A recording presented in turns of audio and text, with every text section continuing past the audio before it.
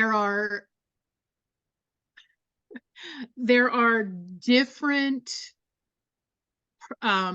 potential clients, so the data will also be different depending on what I'm offering. So I had to kind of think about focusing on one when I did this first run at the data, and then I'll switch and look at the other potential customer and then do the data in that way.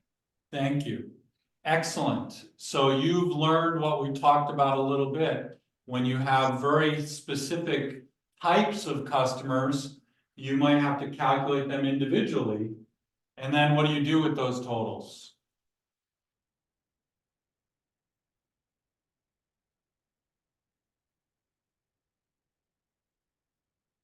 Add, subtract, divide, or multiply? Subtract. Add. Add. Because each one is its own potential song.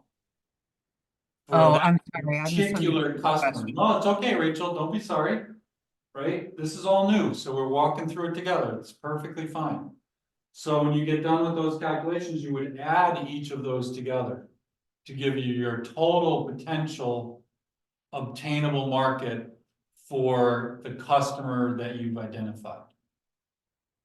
Okay.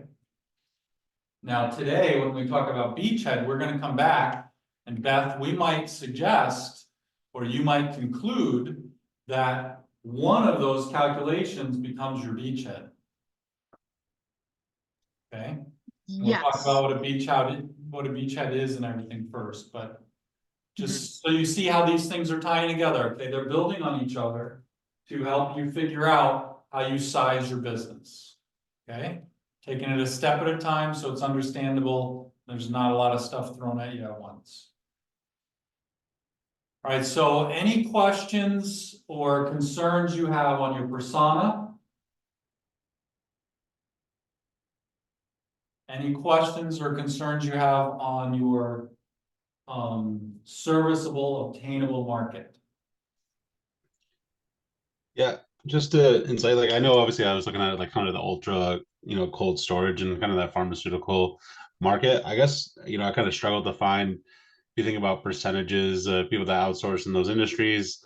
Kind of what I did find is I kind of switched because I looked for that for a while. It was hard to find some like the, I guess, percentages or companies, and switched it to, I guess, products that require that kind of, I guess, environment to be stored, and then kind of looked back towards the companies that make those products, and then like, started getting into the areas where they are. So it's kind of like a little bit, I didn't get fully through because I kind of had to do like with some backwards around research around it, I guess, but. That's perfectly acceptable, Brandon, and that's a great way, when you don't find something, this isn't about spending hours trying to find that. Think of another logical way to get at the data that you're trying to find. Okay. That's why I was saying it's not complicated rocket science research, right? It's just getting a reasonable source that's logical to get to some numbers that you can build plans off of and make assumptions on. Okay. You do not have to be a statistician or a mathematician for this. You do have to use valid numbers, though. That's critical. Okay. That's what libraries like. And honestly, the example that we walked through, I can't tell you how many people think, oh, there's 2,500 coffee drinkers, so I'll sell 2,500 cups of coffee. And they miss the next 3 steps to make their market reasonable or obtainable. Okay. Any other questions or things that we can help roadblocks you noticed in your research a little bit or anything like that? Or you weren't sure what to do with the research, or does this count? Will this be a good representation? Anything like that? Yeah, I ran through the numbers. I think I might be able to share my screen if everybody wants to take a look at what I did. Sure. All right, let's just hold on. I have to figure out how to share my screen. If not, we might be in trouble. Should have a green button at the bottom. Yep, I'm halfway there. I think this, if I can actually get it to click. There you go. You see it? Yep. Okay, awesome. So yeah, I had the two different vendor events I signed up for. And I found the attendance for last year. I did a little bit of research. I feel like I could find some more reliable statistics, but it was enough to run through the exercise. The size of the event, that's third line down on each, is about how many customers would buy from me out of the number of attendees. I worked up an average transaction, and then figured out how much I could potentially make each day if the math on that looks right. Can we ask a couple questions? Please do. Can you explain how you got from the 3,500 to the 20 to 40? I was looking for statistics and I found a site. Like I said, I feel like I could probably find some more reliable data, but it did have some statistics on like based on the size of the event, based on the number of attendees at a vendor fair, how many are likely to purchase something from your particular booth. Oh, okay, good. So that, Was yeah, that US, again, it wasn't US like a data? .gov. No, I don't think so. It was like it looked like a blog page for vendor fairs. Okay. But it was enough numbers to run through the exercise, so I Okay. went with it. I'd like to dig deeper and get some better numbers to run, but I figured it would be good just to run the numbers. Yeah, or go back and look at that blog and see where they're getting it from. Because there definitely is. Yeah. There are definitely average response rates and stuff like that that are used in the marketing world. Yeah, that's what I was looking for. Renee, I was looking for some of probably Okay. the same kind of data. I mean, not that kind of Yeah. data, but I put in the chat some data on how many people use tarot decks or okay. consult their tarot decks. Yeah, fantastic. Yeah, so I thought that might be helpful for you too. Wonderful. Great. Yeah, cool. I'll save that. Thank you. And how did you get your average transaction number? Based on like the price range of the items that I offer, and like maybe like 1.5 items per customer. The second one is more just because I feel like that market is going to be a lot more inclined to purchase what I have to offer. Okay. I signed up for the first one because I don't know, it was free registration and I was trying to motivate myself to get the business going. So I signed up for 2 free events. The first one has more attendance, but I think the second one's going to definitely be more up my alley. Okay, so I think these are reasonable numbers. Now, let's say you were gonna go execute. By the way, just a general comment. Always better to be conservative on estimating your revenue. Yeah. And overestimate your expenses, right? So that your financial analysis, if it comes out positive, will probably be better than that. Yeah, reasonable expectations, absolutely. Right. So these look reasonable to me. So what would you now do with this data? When's the first show? Which one's the first show? Let me consult my calendar. It's a couple months from now. I know that Spooktacular's in October. And let's just say it doesn't matter. Let's just say it's June or July. So one second, Rachel, we'll get to you. When Renee, you do your show in whenever it is, June or July. Yep. What are you going to do now once you finish the show?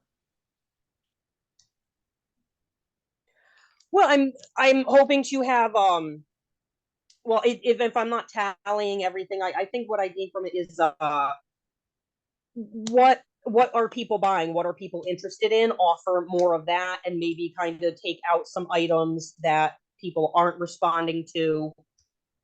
Okay, that Is that what you're going for? that definitely is something you want to do. Listen to what the customers told you when you came. But the first thing you're going to do is take your actual results and pull out these numbers and compare how accurate your estimates were Okay. and modify them. Yeah. Okay, because now you have real Yep. data. Correct. So if these are at the New York Right Power on. Authority, which looking at the attendees, it looks like that's what they are. Your antique show is mostly folks that don't mind spending, they have a lot of disposable income. They have beautiful cars, Right. people who love Okay. beautiful cars go there, but your spooktacular, that's a lot more child oriented, like small little kids, so the blend of people is just different. Right. Okay, Rachel, you've been patient. Yeah. You're muted, Rachel. Oh. Rachel, you're muted. Yeah, we can't hear you, hon. Like, There you seriously, are. how many times have I been on Zoom in the last 5 years? About 86,000. So building on that, I think as I look at those numbers, it sounds as though you think that people at the Spooktacular are going to be more likely to be interested in what you have to offer, but you Yeah, don't I have do like like medical nearly the same supplies. percentage. If you look at that, if there's half the number of attendees at the Spooktacular that there are at the antique show, then I would Okay. have said that at the very least, the number of customers would be half the number, like so 10 to 20. But Correct. then Yeah, this, maybe somebody else in the class is saying that they think that the disposable income is going to be higher at the antique auto show. So maybe the average transaction there is higher than the average transaction at the Spooktacular.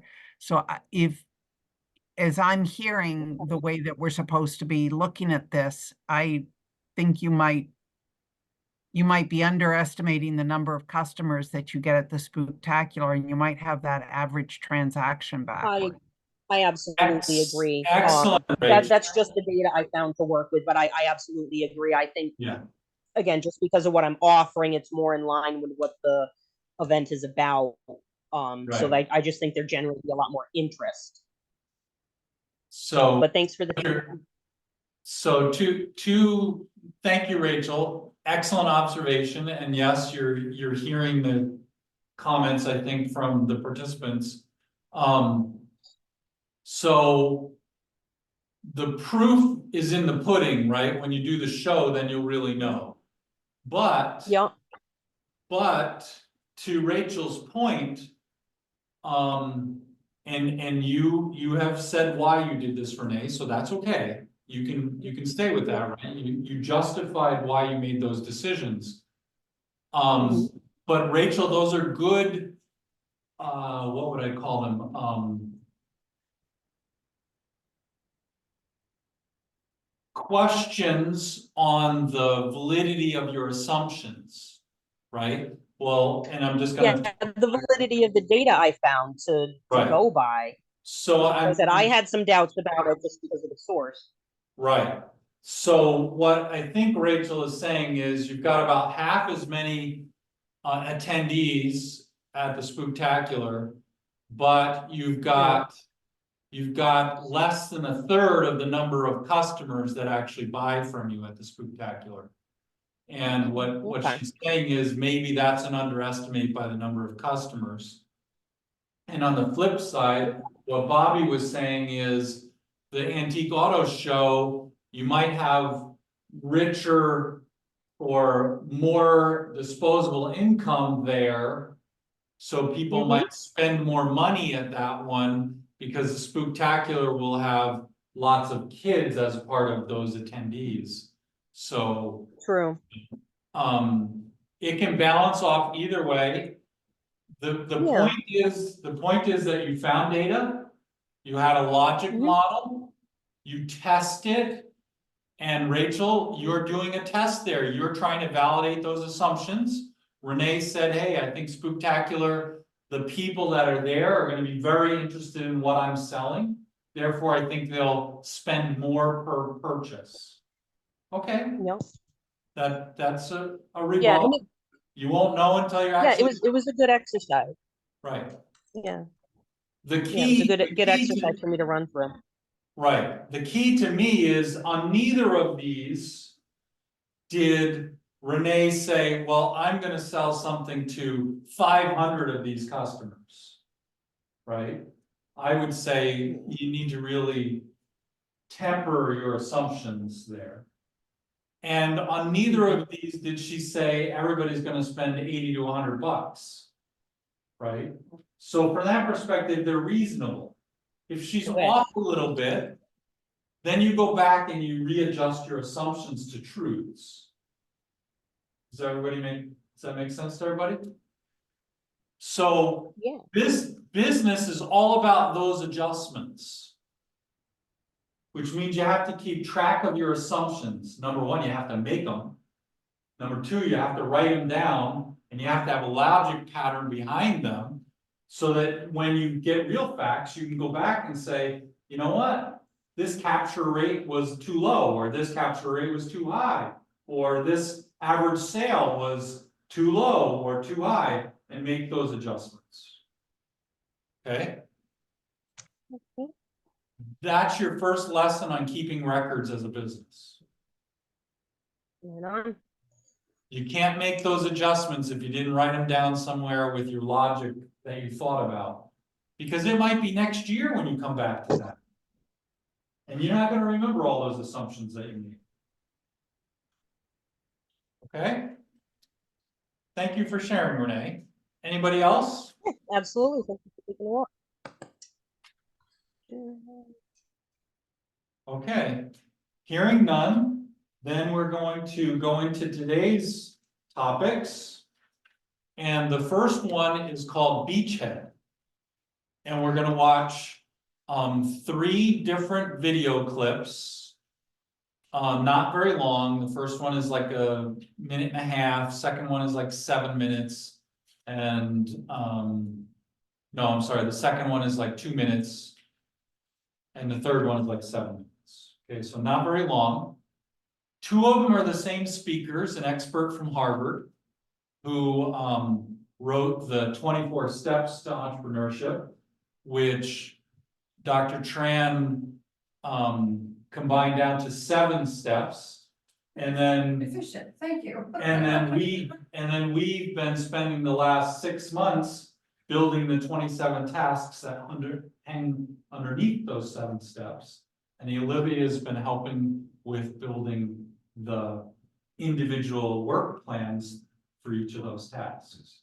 So I will send you, I promise to send you the roadmap. I will send it to you. It is our intellectual property.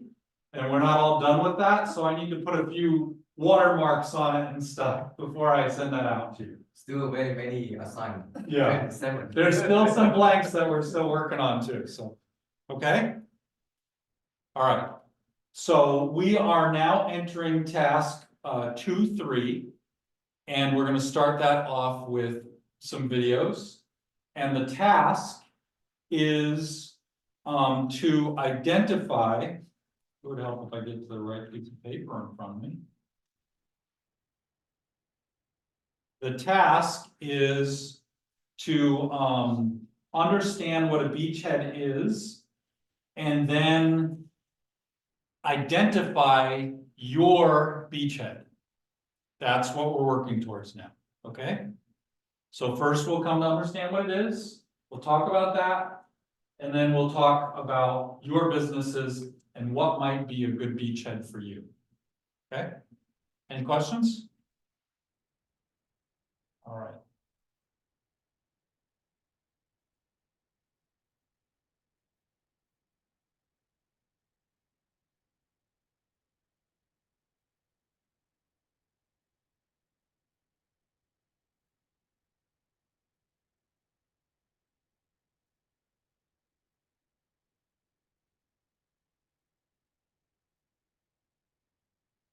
Missed the box. 1 second.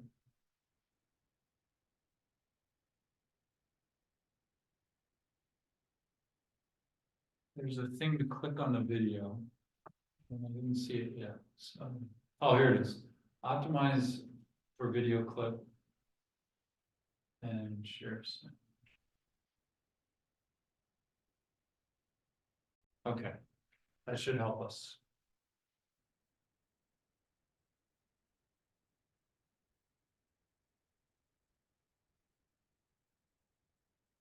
Now let's talk about step number 2, selecting a beachhead market. What is the step about? Step number 2 is about taking one of the many markets that we've laid out in the market segmentation and now choosing one of them that we're going to focus on. And why do we do this? Because as an entrepreneur, we have limited resources and we have to consolidate those resources to take on the great challenges that we have. We have limited amounts of money, we have limited amounts of time, and we have limited amounts of human capital. So we need to take that and we need to apply it in a very focused way. So how do we do this is the question. So market segmentation gave us, we started with many of them, we brainstormed, we brought it down to a few, 6 to 8. But now how are we going to choose the one market that we're going to go after? Well, the one market that we're going to go after is not going to be the biggest market, most likely. It's going to be the market that's going to be the easiest for us to capture. And not only just the easiest enough to capture, it's going to be big enough such that we will have enough cash flow and built up enough critical mass that we will then be able to move on from there. Think about the term beachhead market. In a military operation, what you're trying to do is you're trying to land on a beach and then secure that beach, but then that beach is strategic because then you're going to expand out from there. So it's got to be big enough so that we can land our boats on it. It's got to be sufficient that we can start to build up enough people on the ground, and then it's got to be such that we can then conquer additional territories from there. So we don't want it to be the biggest possible market. We want it to be the lowest hanging fruit that we can get, but it's fruit that's big enough that will allow us to get to be cash flow positive and then position us to win additional markets. That's what the definition of a beachhead market is, why we do it, and generally how we're going to go about doing it. How are you?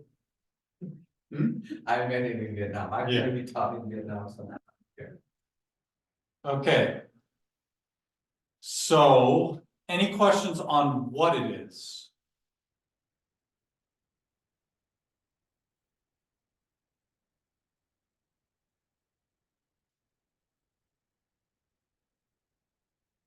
Any questions on what a beachhead is from what you defined? Okay, think of it as your starting point, your focused starting point for your business from a customer perspective. Okay, would you add something to that definition?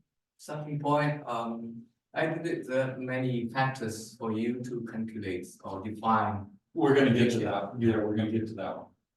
Yeah. He lays out 7. 7. I think so. 6 or 7. Yeah. Okay, so then we'll go to the second video. And this helps to explain the why a little bit more.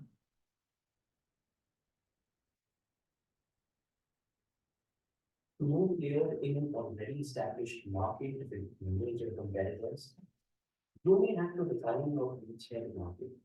When Amazon started in the US, we picked Seattle because it had the highest number of book clubs in the country. I'm sorry, I can't Yeah. really hear it or see the video. Okay, thank you. Let me try that share again. Must not have worked right. Give me a second.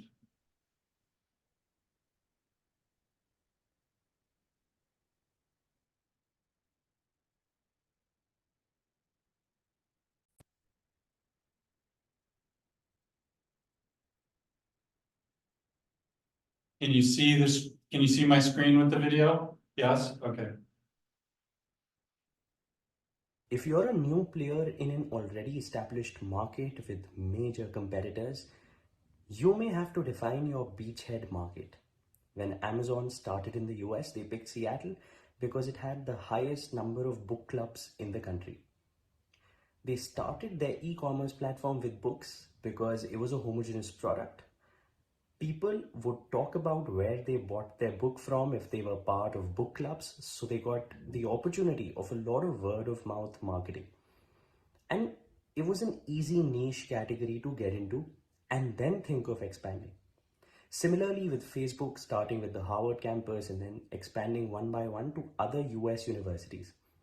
As with Tesla, where they started with a sports car of about $100,000 or more, and then slowly over the years have been entering into other lower categories as well, where there is much more competition.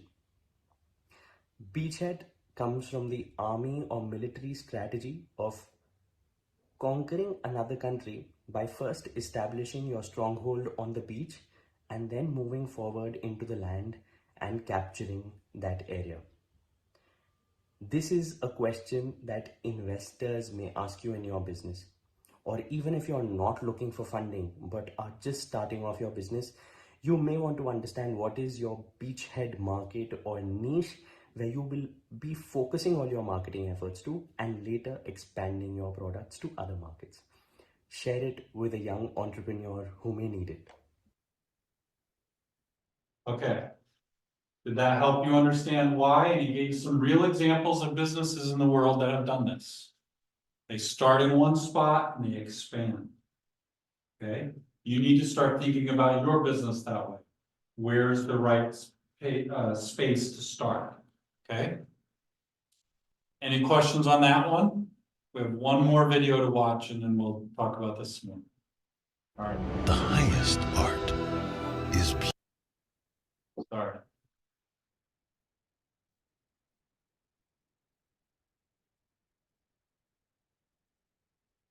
This one's the 7-minute one. And he gives us a list, so you might want to take notes on this one. Everybody, you're okay? So how do we select a beachhead market? This is a very important decision to make, and one that people kind of spend a lot of time thinking about and ask a lot of questions. First, let me say, I'm going to go through the 7 criteria to choose it, but when you choose a beachhead market, it's a gut feel. But also let me say that this is not necessarily an algorithm, an equation, because there can be many paths to success. You have to choose one that will be successful. There will be some that won't be successful, but there's many paths to success. The path to failure is to sit there and analyze them indefinitely. We need to have a bias to action to try things out. And the second thing I will say is that we can't, once we make it, we're going to chase this beachhead market down to the end and then try it. The other thing, by the way, a sure path to failure is to try to do all the options at the same time. We don't have the resources to do that. So let's look. That's a really important point you just made. A lot of people make that mistake. They try to do all of their business instead of focusing. Okay, very important principle. Other kind of mistake that's you see some customer that can give you some revenue. You go after them. Chasing the customer. Forgetting about Right. customer in your beachhead. Right, Or having tunnel vision and being so stuck to your original idea. correct. You see a lot of that. Okay, Look at how do you choose a beachhead market. The first criteria is, as you remember, is well funded. As you recall, when we started this, the single necessary and sufficient condition for a business is a paying customer. We have to keep that in our mind, but we don't just want to have one paying customer, we want to have many paying customers. But paying customers is very important. So the first criteria is, do they have money? There are many things that we want to do that are good for society, and we as entrepreneurs want to change the world. But we have to start with people who can fund us to get the business off the ground. We want to make a sustainable, economically viable business that does not depend on handouts or charity from people. We're going to look for customers that are well funded to get this going. Later on, we might be able to move to other customers that are not as well funded, but initially it's critically important that our beachhead market be well funded. Rachel, that was part of our feedback last time about maybe going after restaurants because they might have more money. right? And more volume. Secondly, we have to have ready access to this customer set. They might be a great customer, but if we can't talk to them, if we can't show them what we do, they're not viable to us. And you might say, well, that's obvious. We can get to them. It's a lot easier today than it was previously, but there are many places where you'd have a great value proposition, but the distribution channel cuts you off, or the entrenched players will not allow you to talk to them. So it's an important consideration to think about whether you have ready access. The third is, do you have a compelling value proposition? And we're going to talk more about value proposition later and how to measure that. But our target customer has to have a compelling reason to buy. It can't be 10% better. It's got to be 2x, 3x better. It's got to be significantly better. So that would be the third. The fourth is, and this is one that's very interesting, we need to be able to offer the whole product. And a lot of people say, no, I can't do that. That's too much. But let me tell you, when you're a startup company, you're fighting against forces that are very large. They are the defenders. They have more. They don't want to see you come out here and create a new market and disrupt their market. But the whole product is essential because that entrenched hierarchy is going to prevent you from doing that. So you need to have ready access to a well-funded customer with a compelling value proposition, but not tell them, hey, here's a carburetor, put this in your car and do it, because they don't want to buy a carburetor. Most of the customers out there, they want to buy a car that provides some superior transportation. So you need to figure out, even if it's just at the beginning, how you're going to offer a whole product as opposed to just part of a product. I'll give you an example. Geox had a ability to put a technology in a shoe that allowed it to breathe. They went around to all the different shoe makers, sneaker makers, Adidas, New Balance, Nike, and they tried to sell them this. They did not want to buy this technology. So what Geox was forced to do was to create their own shoe to sell it. And lo and behold, when they did that, the customers embraced it. But that was not their first choice. They had to learn by trial and error that a whole product was the way to go. And I would suggest you think about this as well. Fifth is, what does a competition look like? And you might think you're superior to the competition that's out there. But what does a customer think? Is yours substantially better than the alternatives they have today? The biggest competitor to you may be doing nothing for the customer. That's a very viable and probably the most dangerous one for you. But if there are other competitors out there, are you superior to them? In reality, reality is great, but is there competitors who perceive you as a competitor who will block you from getting a chance to do this business? The sixth one is, can we leverage this beachhead market to gain additional markets that are attractive to us? Is this a strategic beachhead that when we capture it, it leads us into additional markets? Or is it we just capturing a rock and it doesn't lead to anything? The seventh one is, I'll put over here, is personal alignment. And this is one that's very important. We can analyze all these things and they all make sense. It can leverage us to it. We can see that we're better than the competitor in reality and in perception.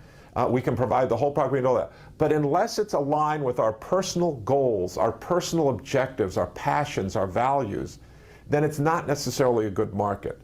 And this is an important consideration as you do it. As I said, when we're looking at a beachhead market, we're going to analyze it rationally. There may be many opportunities out there, but in our gut, we've got to know that this is something that we want to do for the next 6 years of our life.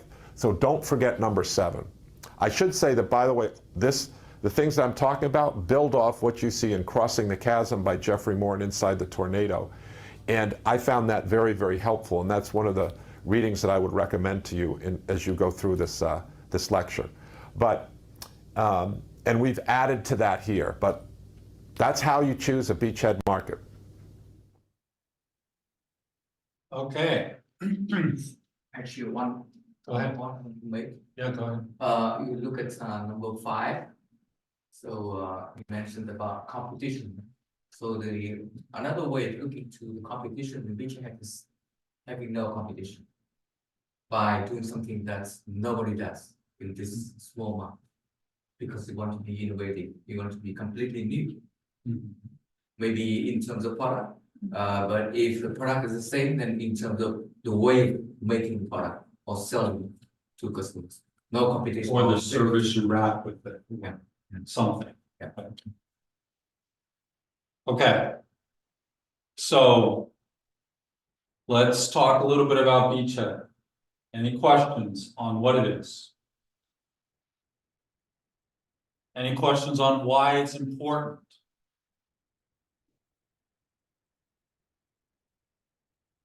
Any questions on its purpose? Because this is really important for you. It has to be a springboard or a launch pad for your business. Does that make sense to everyone? Okay. Does anybody have any questions on number 7, that personal alignment?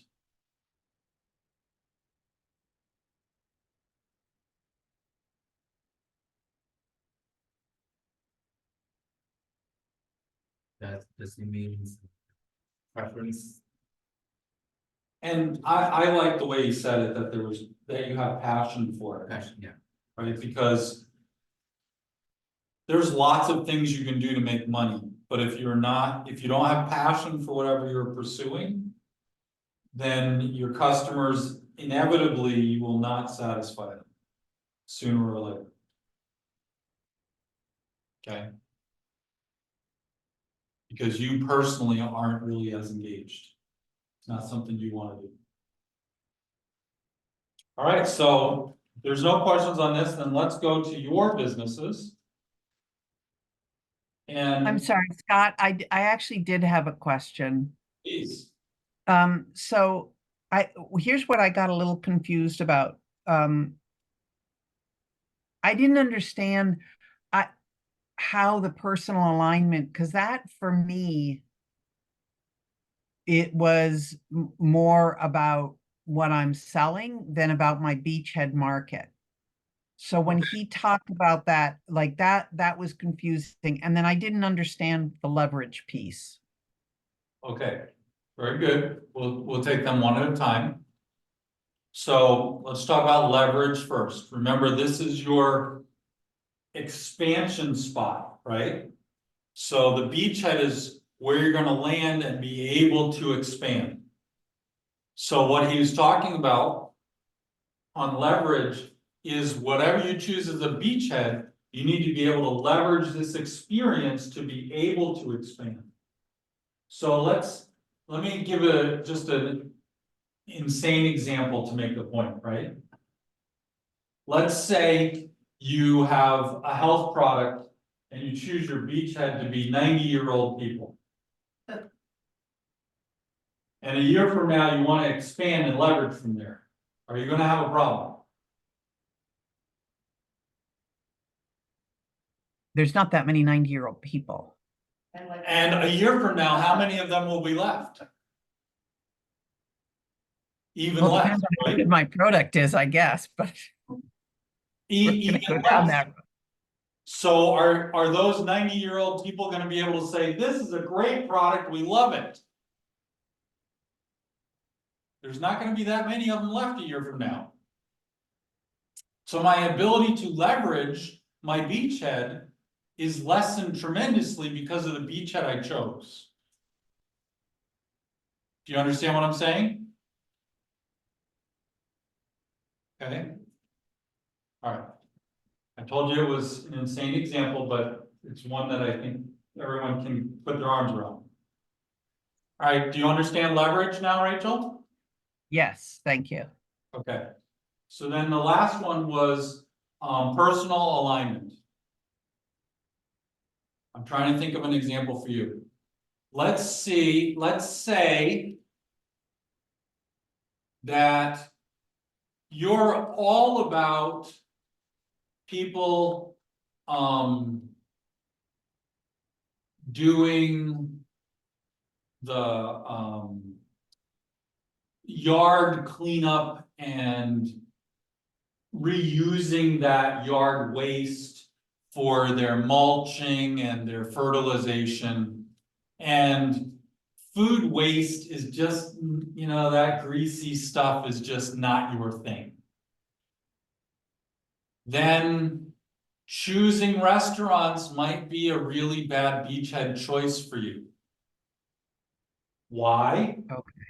You're not personally aligned with that. You're personally aligned with the gardener.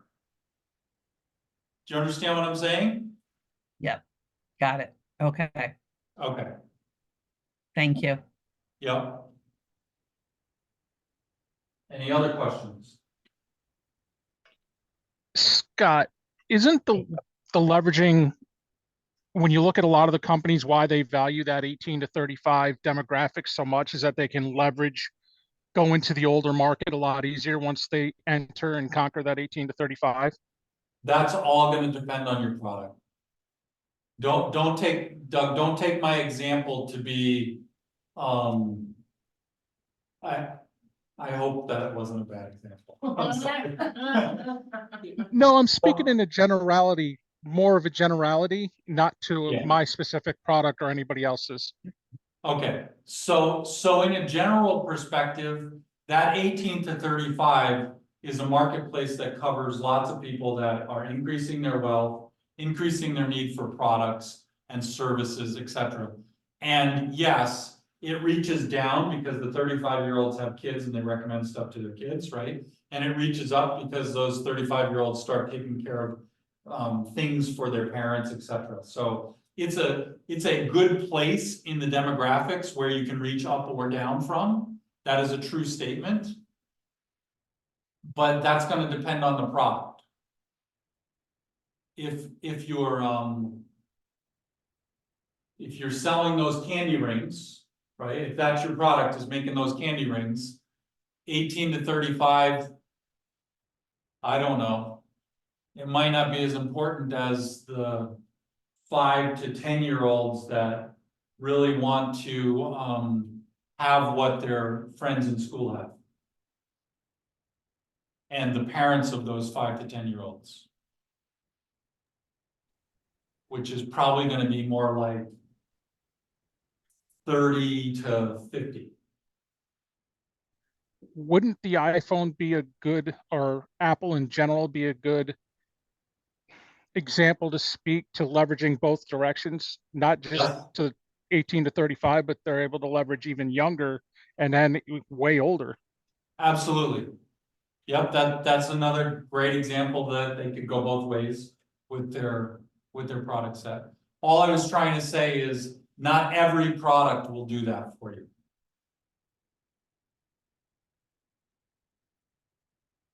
But yes, your logic is sound. Absolutely. Other questions?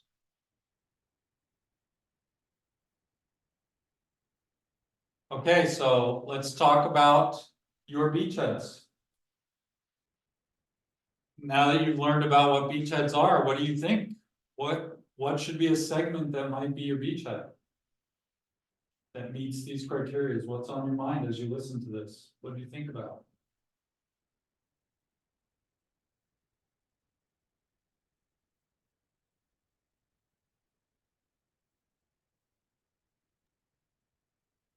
For me, I think this one's pretty simple. In that there's an organization that I belong to that its members are my beachhead market. So there's an organization, it's called the Order of Bards, Obates, and Druids. It's a worldwide organization, but there are also about 11,000 people here in the States. And I have access to them through various social media groups. I've gone to events with people. competitors. I've strategically chosen to run events at different times as other nationwide events are happening, so that those aren't in competition. Right?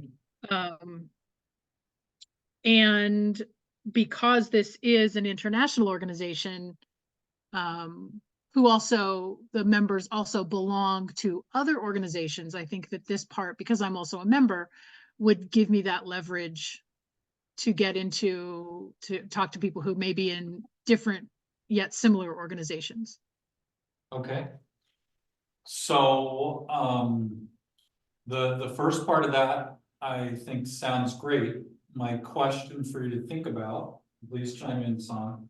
My question for you to think about, is it all Druids or Druids? Is that how you say it, Druids? Druid, yeah. Druids.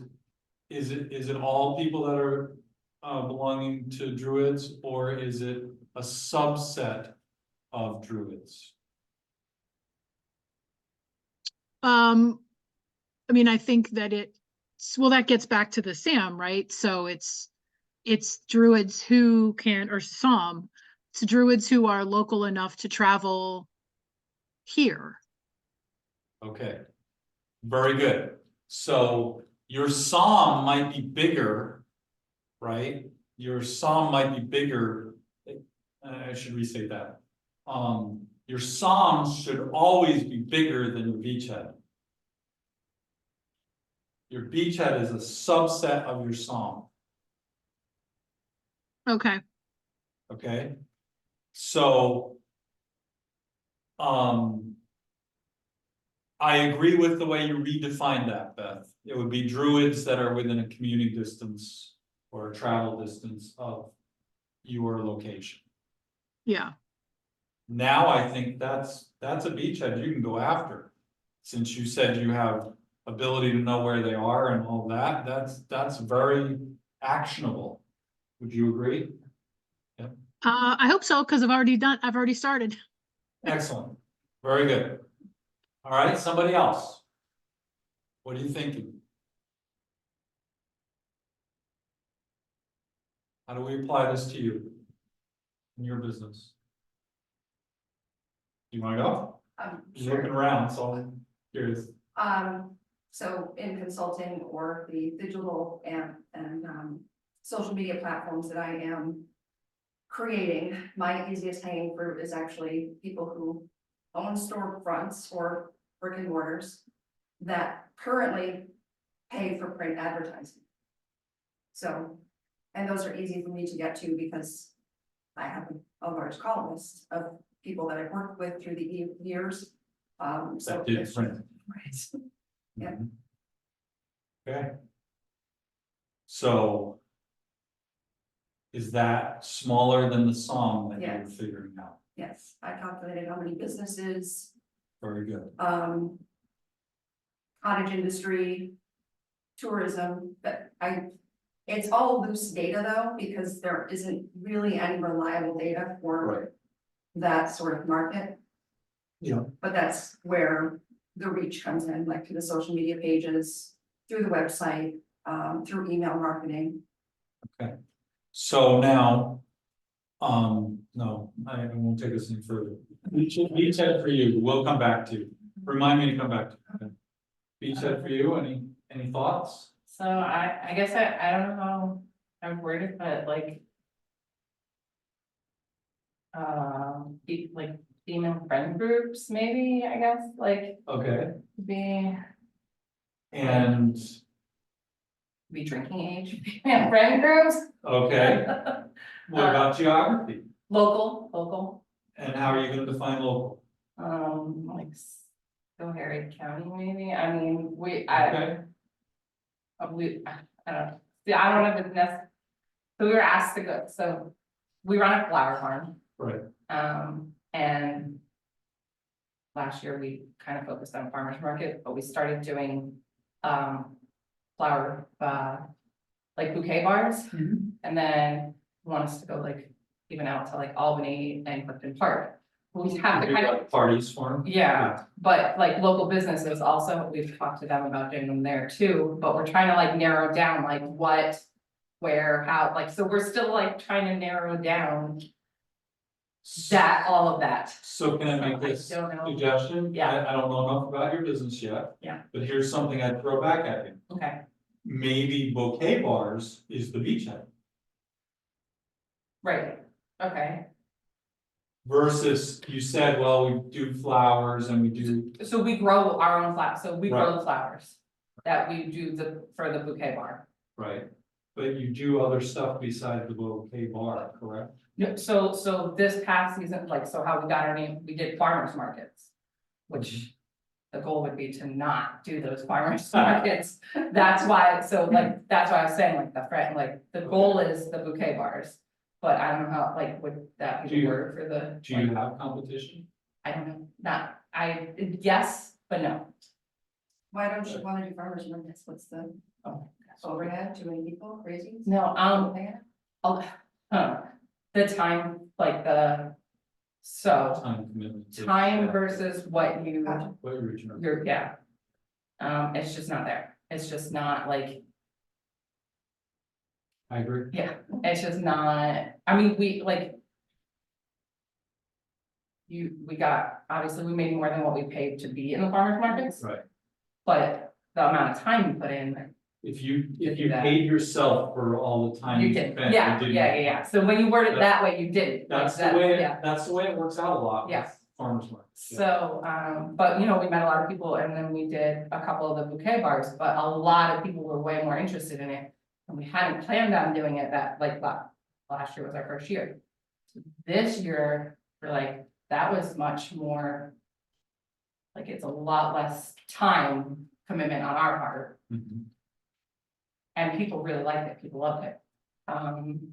So tell me what your product was at the, So we grow the flowers. you know, So for a bouquet bar, like we cut the flowers like we would for the farmer's market, except we don't put them together in a bouquet. You bring them in the bucket. Right. To where you're going, and then they make their own bouquets. okay, so I would argue that your product before was pre-made bouquets. Yeah. And what I'm asking is, should you consider that flower bouquet bars hosting bouquet parties, right, Yeah, is the beachhead you go after? so.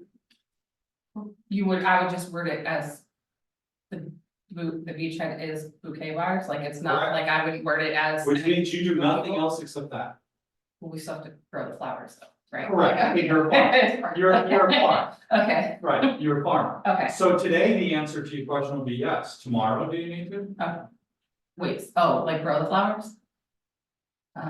Well, so a big, I don't know, a big part, Exactly. a big part of some of the people that like we've met and. That's what they into want. Is that our flowers aren't like flown in from another country, because most flowers are. Right. I I understand. So I don't know, but there are other like, so that's why I was saying, we did find. There was one other person who ended up doing another bouquet bar last year, but I don't know how many she's gonna do this year. She's not in Schoharie County, but. I think she's near-ish. Close, yeah. So when you say like, is there, So you know of one competitor. yeah. But she like. She only did one. And the same thing, we didn't do a lot either, I so understand. it was kind of a, So you were a flower farm that then started making bouquets. And you now have. we also did events too, like. Centerpieces for events. Okay. So many things. Okay. So now you're confirming what I'm suggesting to you, So like. that you had more products and services than Yeah, just the one thing.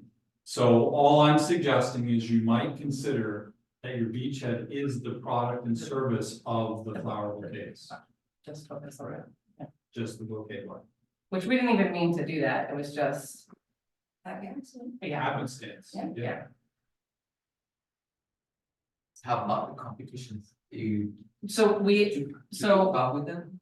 Like the other local flower farms, yeah, yes, so we've talked to quite a few of the other local. Flower farmers around here, because actually, so.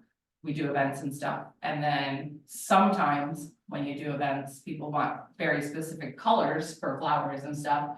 And if they didn't book long enough ahead of time, you're like, oh, we don't have this color, but they also very specifically want local flowers. So then you work with another local farmer to get the right colors for, so we do work with other local farmers and stuff. So one way to deal with this situation is to turn them to partner. Oh, like work with the other, like Yeah. the one who, so we haven't worked with the one who did that I know of that has done it, but. Like I said, we have worked with at least 2 other farms when. We needed specific colors. How the US regulation do about companies colliding to make pricing? So it's No, illegal.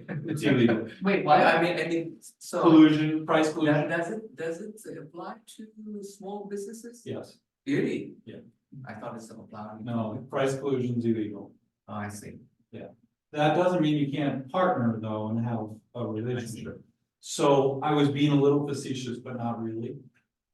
You might find that flower bouquet bars are the biggest rage and the growth is potential out the roof. And you may say, it's not worth my time growing flowers. That's what you're saying. I'll buy them from the my other farmer farmers. neighbors. Right. Okay, so all I was putting in the back of your mind, do not limit your thought on where the business goes. I see what you're saying. Okay, so me listening Like to a you. co-op. Yeah, exactly, Brandon. Uh, Yeah, you could create a flower co-op is what Brandon's saying. So it's interesting you said that, so one of the local flower farmers did wanna try and get all of the farmers to try and work together. Because there is a lot of issues sometimes when people are trying to do events and locally source their flowers and finding, like I said, The right the stuff, right, yeah. what they're looking for, the right color, the right type, like, especially like, the weather last year was crazy. The late frost, all the rain, Yeah, so there are a lot, there's not a lot, but in this area, there are enough flower farmers small flower farmers that they've talked about doing that, especially because there's florists like down in the city that are always looking for flowers that aren't coming from like Norway. I have another question for you. Are all of your flowers grown outdoor naturally, or do you grow stuff indoors in controlled environments? So we seeds, like we start our stuff inside and then everything Okay. outside. And some, well, as the season goes on, so like we do succession planting. Yeah, So then like later on, we just start it outside because there's no need to start it inside. so you still are a seasonal business, that's what I was Yeah. trying to get at. Yeah, ours is. There are other flower farmers who do have like high tunnels and things like that on their property, but Right. like our greenhouse is tiny. Okay, so I would say to you, you can do more thinking on this. Because the flower bouquet bar might be your beachhead. If you found a market that's wide open to you, Okay, because in you talking, you did have many products and services, you just didn't articulate it that way at first. right, well, You're a flower farm, farm, yeah, you were doing the pre-made bouquets at the market, market, you were doing centerpieces for events. yeah, For other places, right? So you had a few different things going on. yeah, The beachhead doesn't need to be a geography. It can be a product or a type of customer. And that would be a type of customer okay, and a product. okay. Does that make sense? Yeah, Son, anything else you want to share? Thank you. All right, somebody else. How can we help? We'll spend another couple minutes on this to help anybody with their beachhead thoughts. Juliana has one in the chat. Oh, I'm sorry, I didn't see the chat pop, I'm sorry. It had been popping up. Okay. Juliana, remind me what your business is. Does anybody else remember? A gym, basically, an elite training structure. Elite training, okay, sports facilities. Indoor? Athletic dome, okay, so it's indoor. Okay, so your beachhead, homeowners with disposable income and participate in rec sports as a hobby. Why homeowners? Do you want to pull kids? Or you think that they just have more money?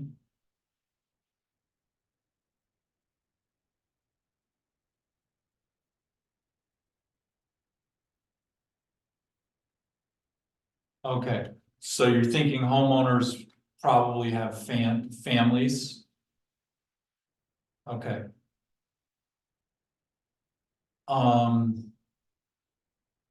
Sports facility, homeowners with disposable income and participate in rec sports. So keep in mind that this is local, so Like right here. the concept is, right? So like Tuesday night, I won't have to drive to Oneonta because there might be a local soccer league right here for my daughter.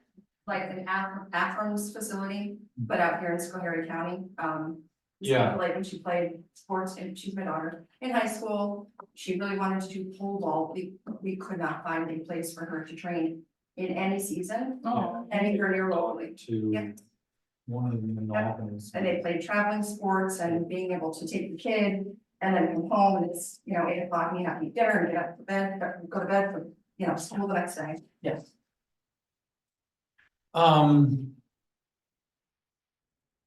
Okay, I'm just thinking, Well. I'm just thinking, if it's local.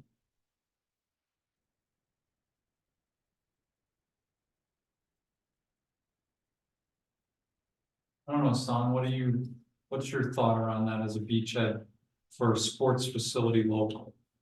Sport facilities. So it's very location based business.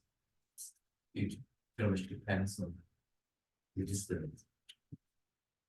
That depends. I took my daughter to Utica for soccer practice, indoor soccer. You would Yeah, prefer right, local, oh, but no, no. if there's no other option. And sometimes it's teams, that's why I'm trying.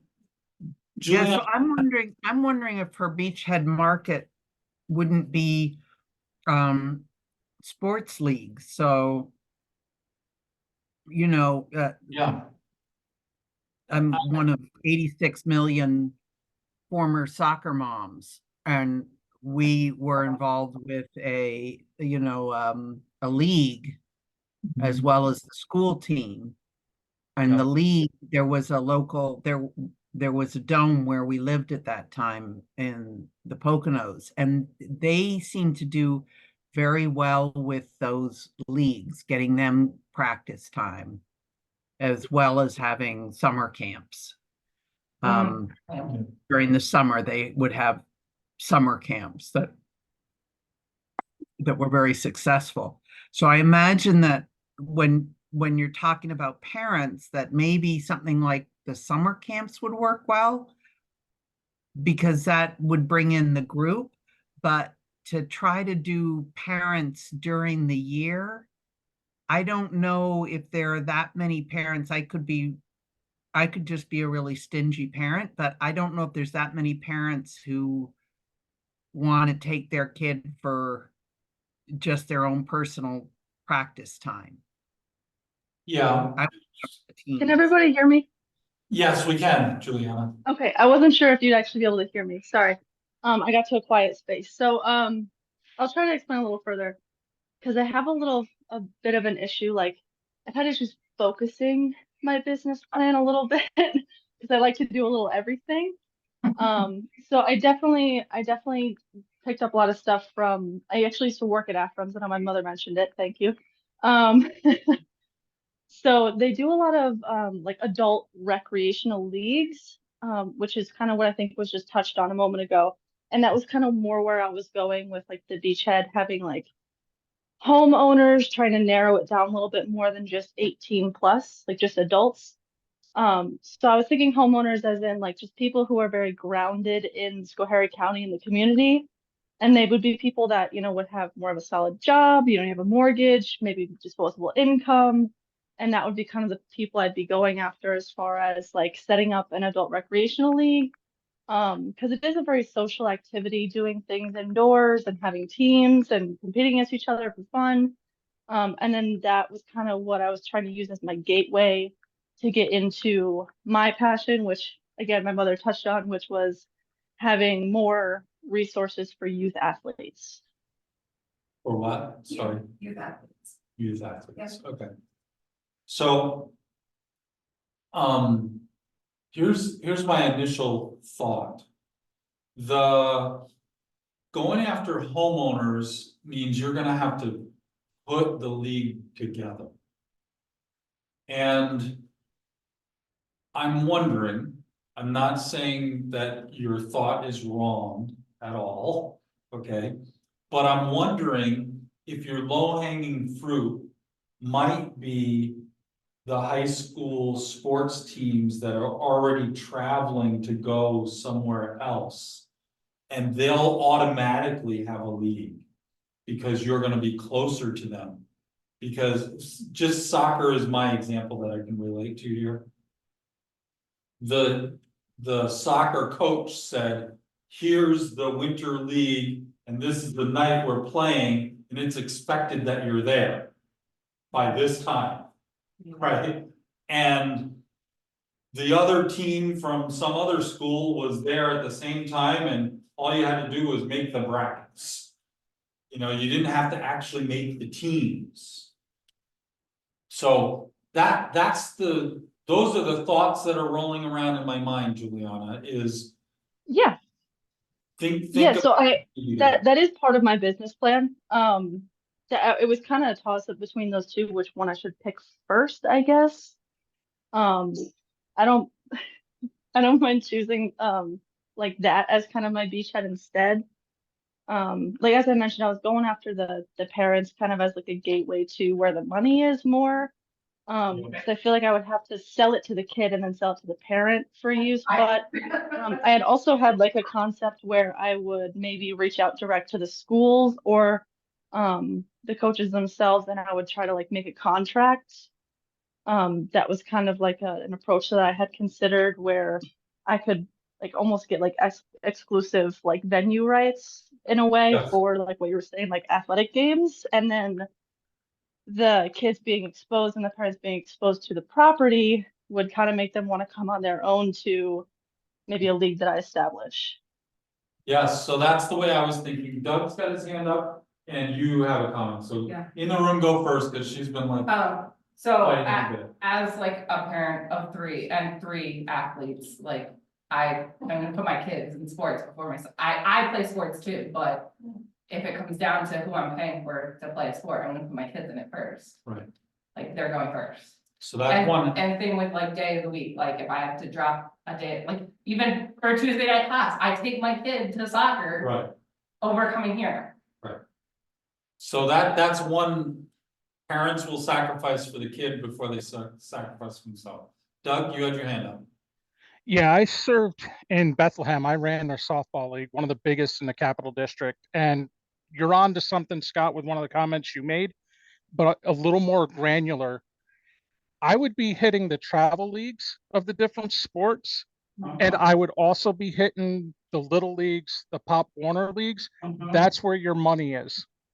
That is going to be your feeder financially into what you're thinking. And it's also serving your passion, because I've lived in Schoharie County, even though I ran the Bethlehem League.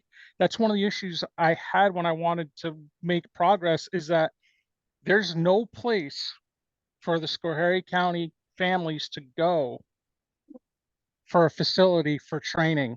Travel teams inherently spend a ton of money, the well-run ones, investing in training, and they have to go out of county for it or try to get gym time at the schools, which is extremely difficult to come by. Yeah. If you're more targeted in your approach on the younger side towards your passion, I think the money you are going to make and the customer base you're going to establish will be insane. Yeah. Okay, Juliana, there's our collective feedback. Son, you want to add anything? No? Yeah. Okay. So again, we're not saying you're wrong, we're just giving you feedback on our thoughts around what might work better from our experiences. Yeah.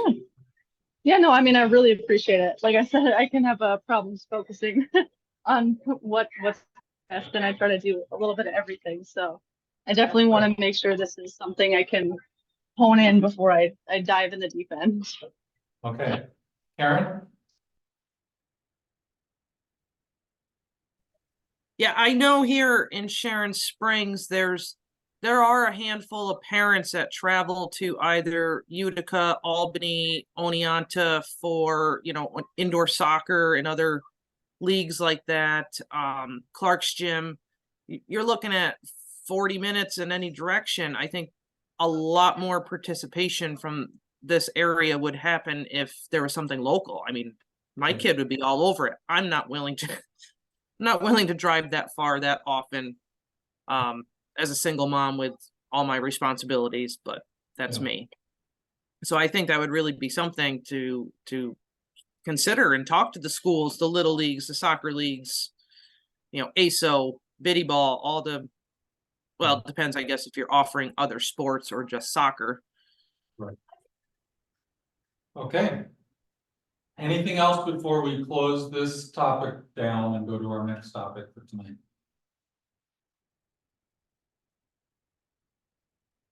So we did 3 or 4 examples. So hopefully that gives everybody a little bit of feedback and you can see and apply that to your own situation. Obviously, if you have questions, we have office hours after, or you can shoot an email and we'll see if we can help you. Okay. All right. So our next topic for tonight, task 2.4, is to identify, well, first for us to expose you to direct, secondary, and indirect competition. So we're going to talk about competition to your business. Okay. And then we're going to talk about how you analyze yourself against that competition. All right, that's where we're going next. Everybody ready? Okay. So I'm going to just share screen for a minute. Just share a document.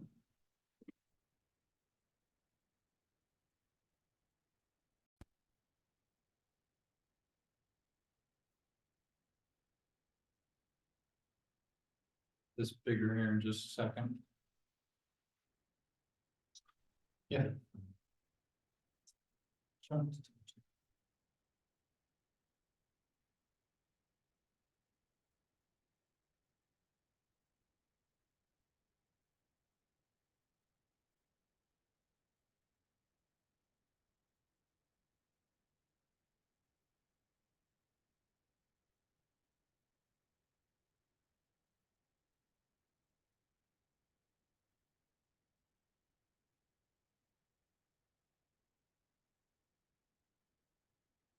Okay.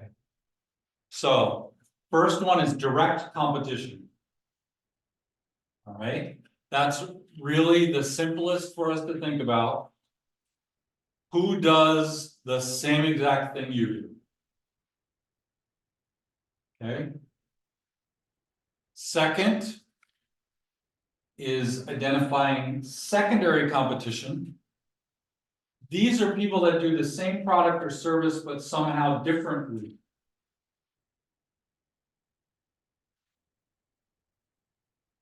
And then the third is indirect competition. So they have a different product or service. Think about this from a substitution perspective, right? They have a different product or service, but they're competing for the same customer. So this just came to my mind, so I'm going to share this one. I had 2 students that did a business plan for creating a gardening party. Okay, so instead of a bouquet party, they actually took a flower pot and a plant and some potting soil, and their activity was actually making a plant that they walked away with. And they had held it for kids, was their target market, from like 7 to 12 birthday party things, and parents loved it. Kept them involved, engaged, etc. Now, back to your example. That's not the same product, it's not the same service, but it definitely is going after similar customers. People that like to do something with flowers, have some sort of party occasion to go to, etc. Do you follow what I'm saying? Yeah. Okay, so that's an example of this last one, indirect competition. They're competing for the same customer. Read a little bit so we can see the end of the sentences. Yeah, sorry, I gotta shrink it a little bit, don't I? Let me see if I can move it to.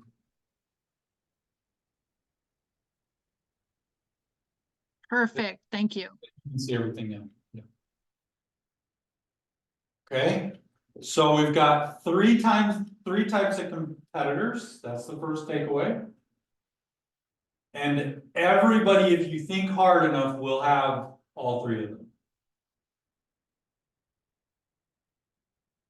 Prove it. Can't not prove something.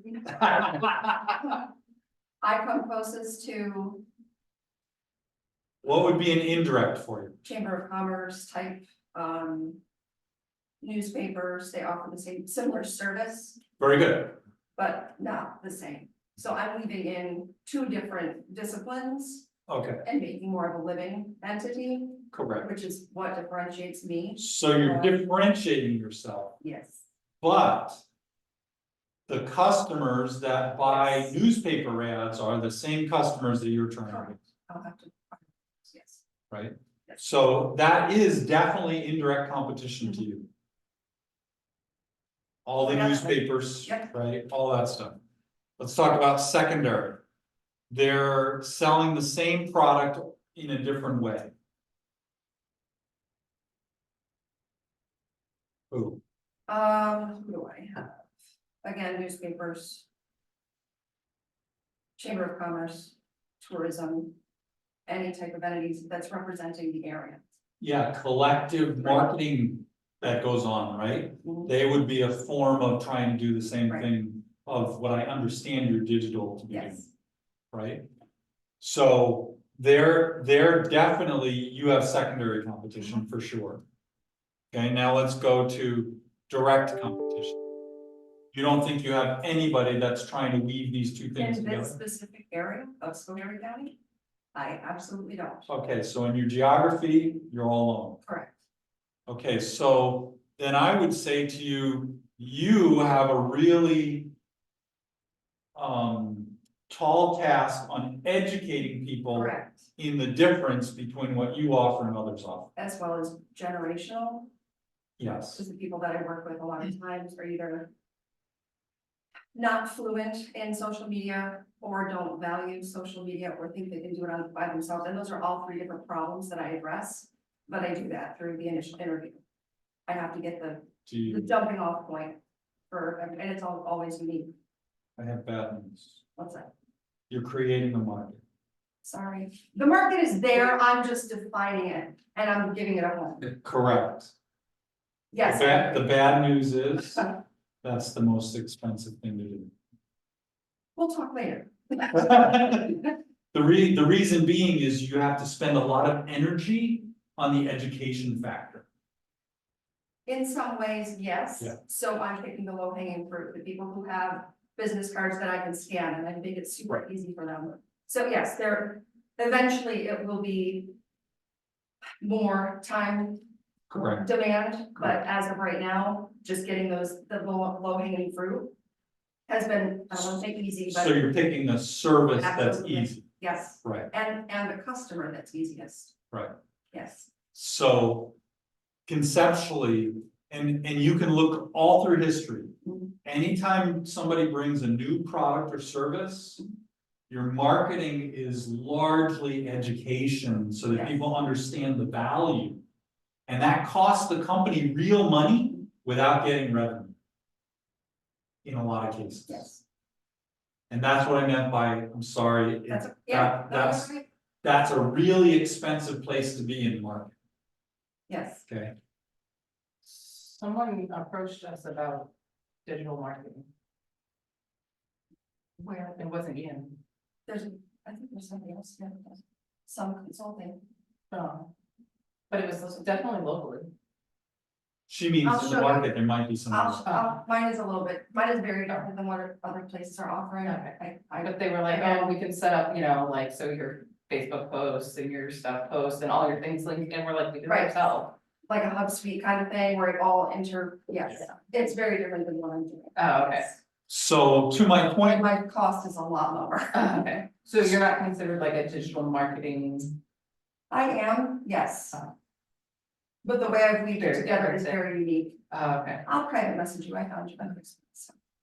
I'll try and find the person who it Okay. was who approached us about it. so the way Bobby's defining her product is what It's she's different saying, she than- has no direct competition. Okay, That doesn't mean, this is the other thing you need to overcome, that doesn't mean that a customer will define it the same way. Correct.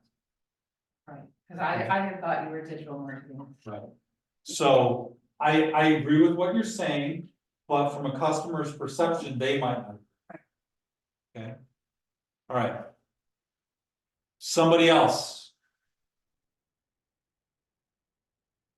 Is there any question on your direct competition? Who doesn't know who their competition is? Direct competition.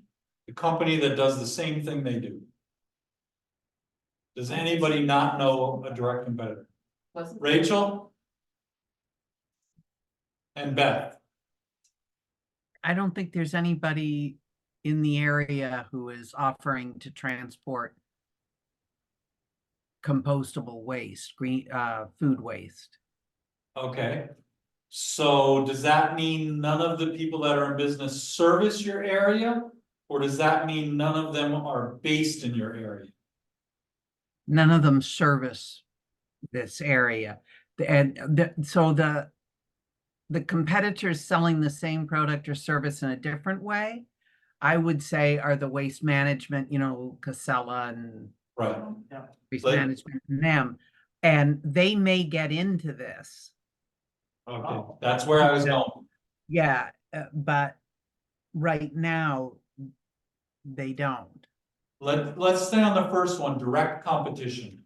So the fact that no one provides that service in your geography today doesn't mean you don't have direct competition, because there is somebody that does it today.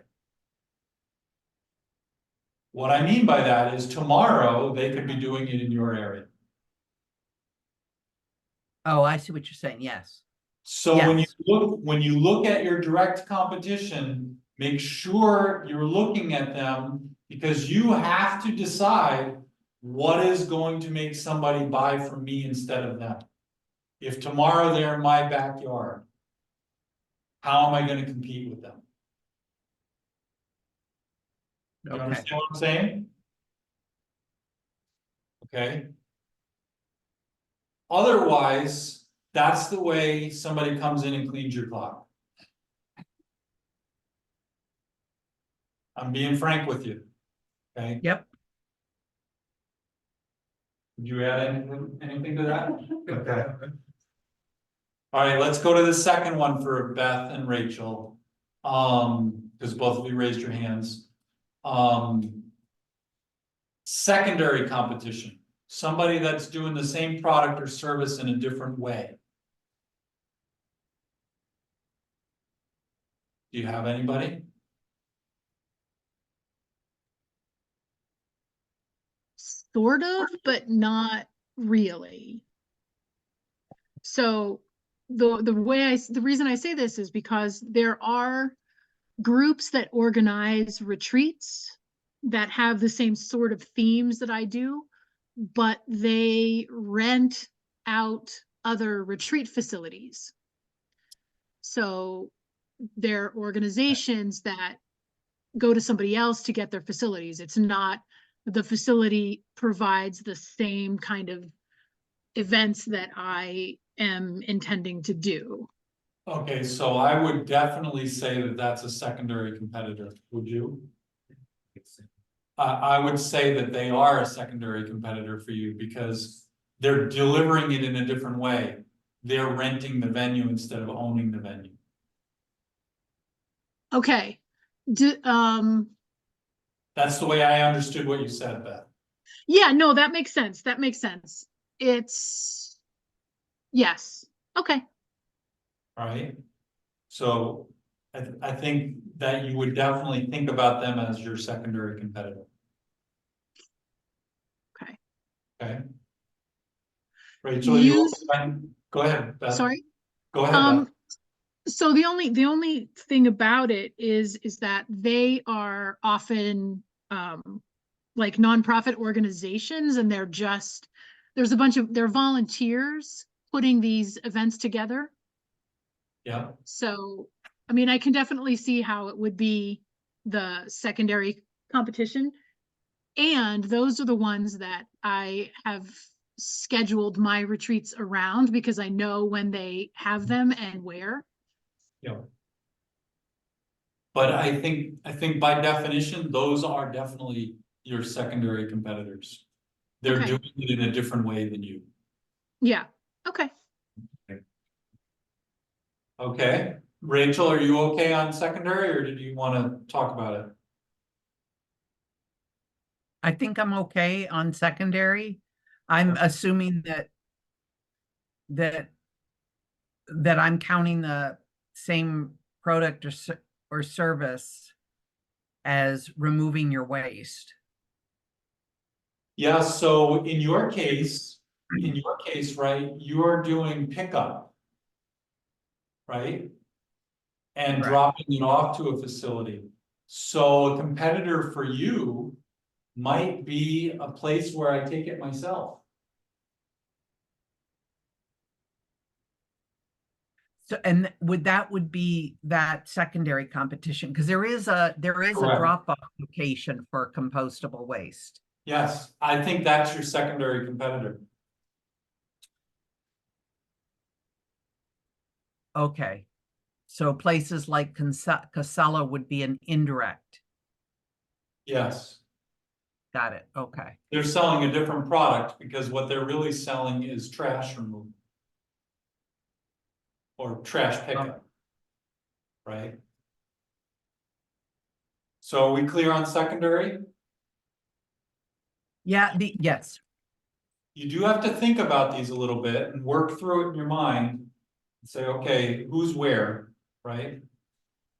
Okay, so indirect competition. They sell a different product or service in the same industry. So Rachel, yours is the classic, I think, here, right? Their product or service is actually trash removal, but they're in the same industry of picking up trash from people's houses. Right? Yes.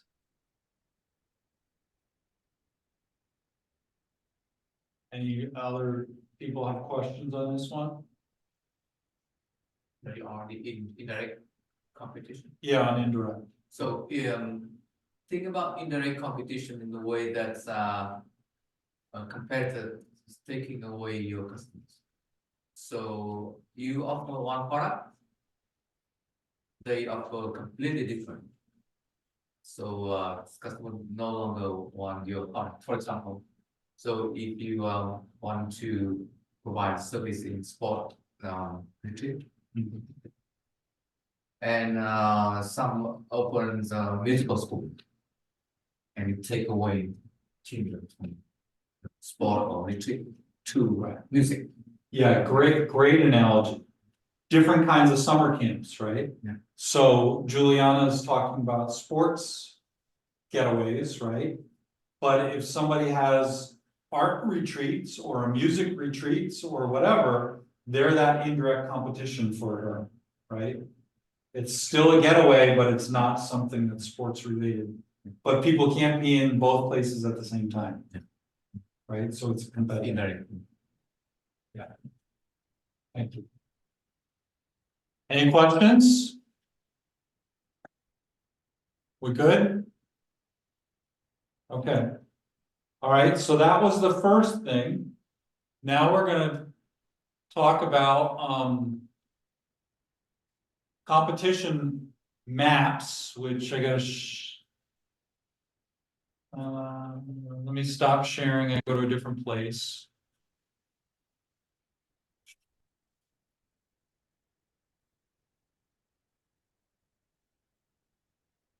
Yeah, we covered. I do want to let me go back to Zoom and share now again. SWOT. Yeah, we're gonna do SWOT. Okay, good. And we're gonna do the comparison of two-dimension Two-dimension Yeah, matrix. two-dimension matrix. Okay. So what I wanna do, I don't know why that's in the middle of our screen. Didn't move it.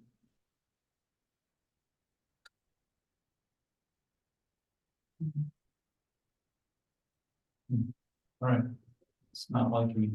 What I wanted to do here was just expand your mind to think about all the different things that can go on in this space when you start thinking about your competition.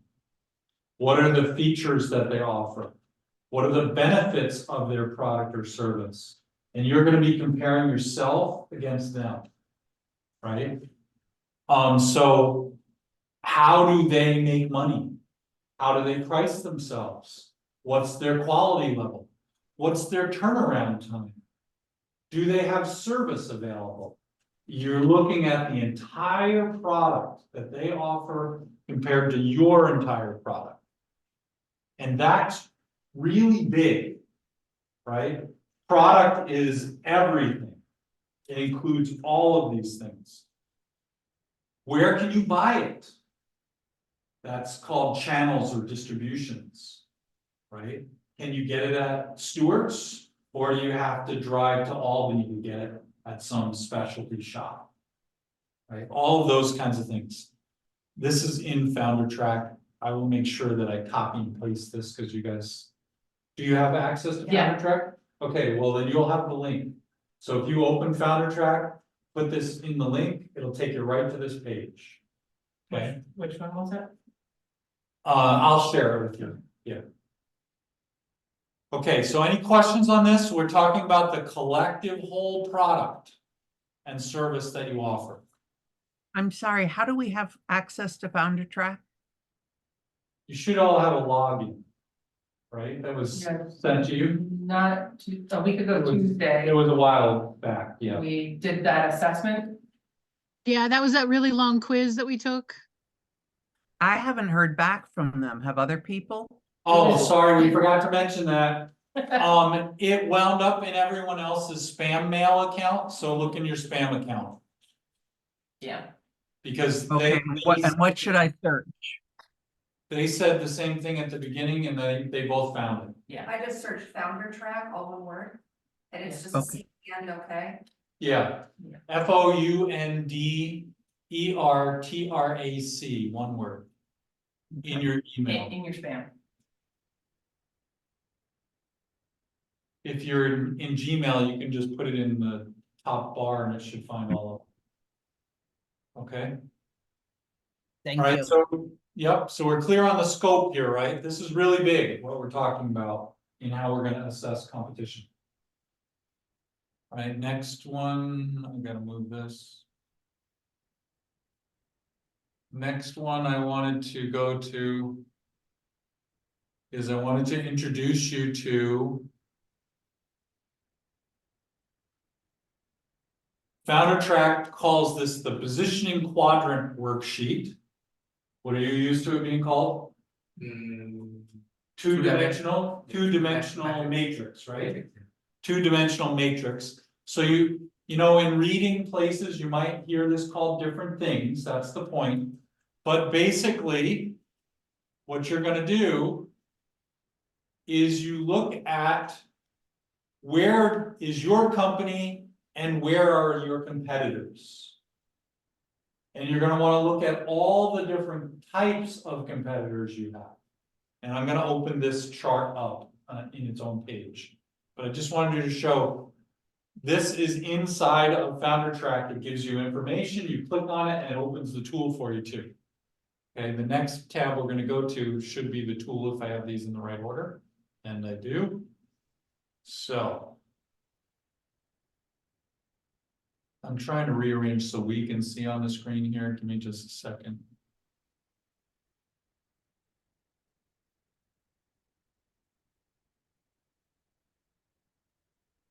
Okay. Bring this.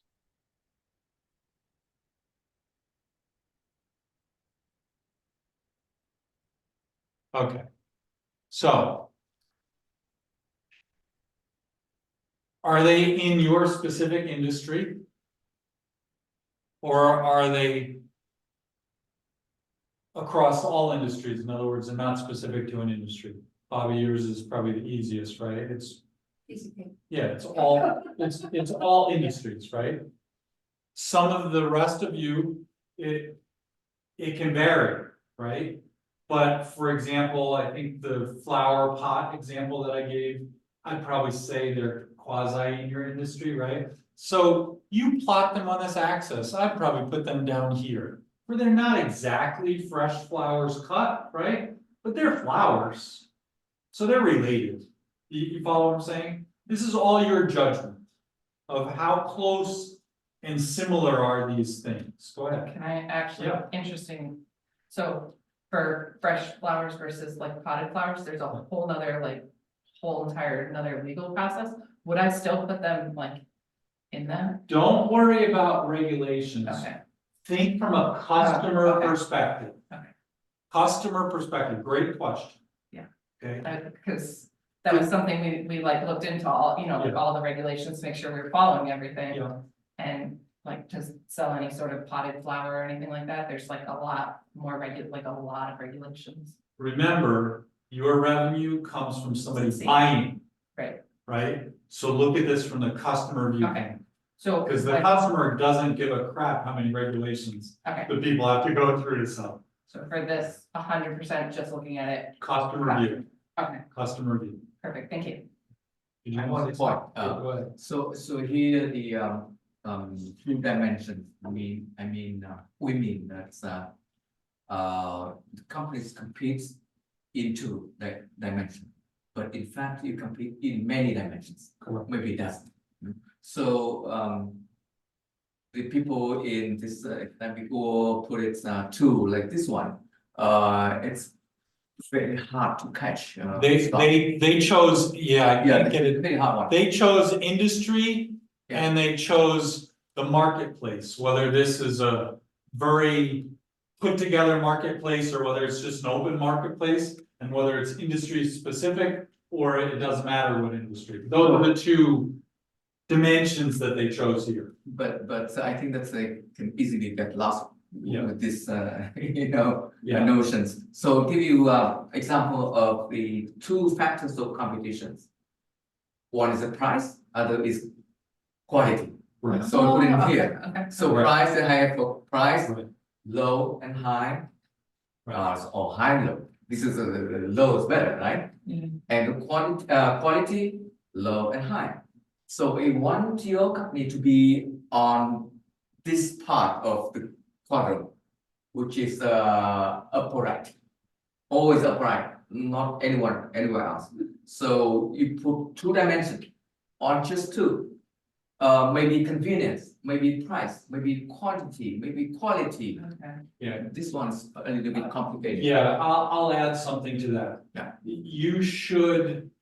You might need to do this a couple with different dimensions. So you might have 4 of these charts. Yeah. Right? Oh, for sure. And the dimensions that you would use are the ones that you've learned are important to your customers from your customer interviews. Top two. Okay. So each time you're pairing dimensions based on what your customers have told you.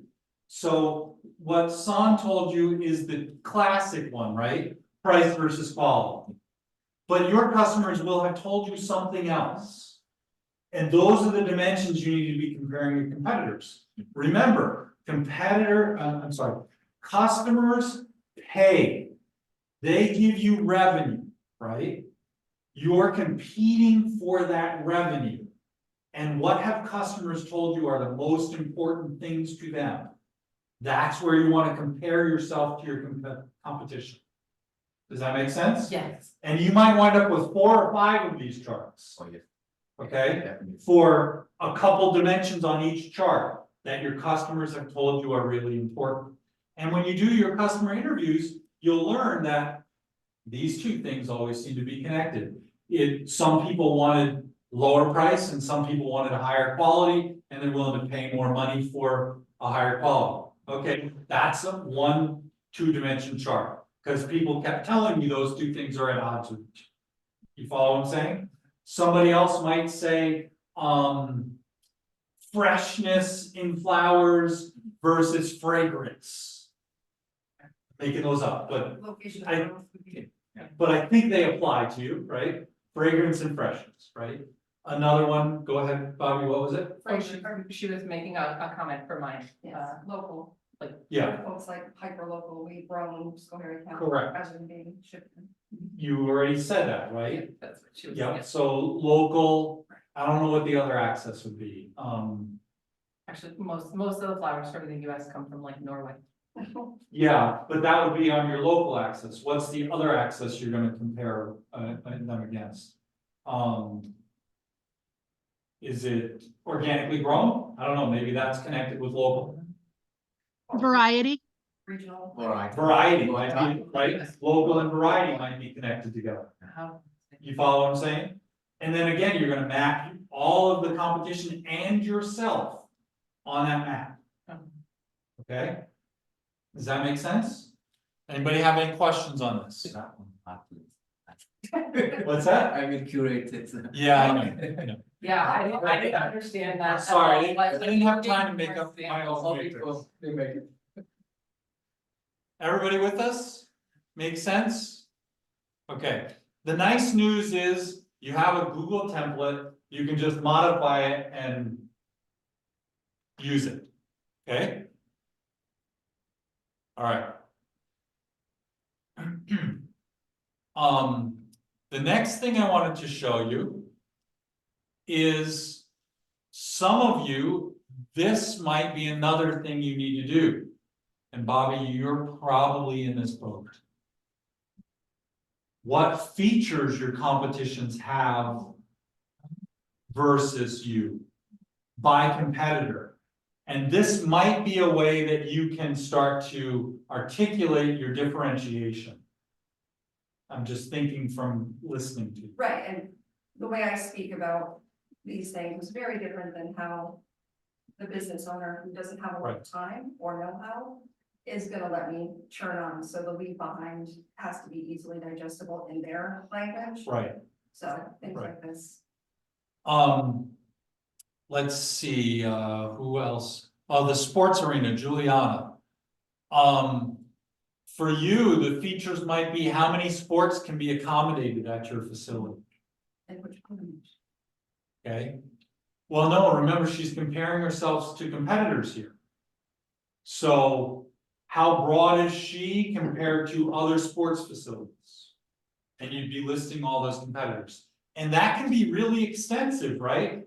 Do they have adult leagues? Do they have child leagues? Do they have this? Do they have 17 different sports? Do they have referees? Do they have, go on down the list, right? Do they have indoor and outdoor? Correct.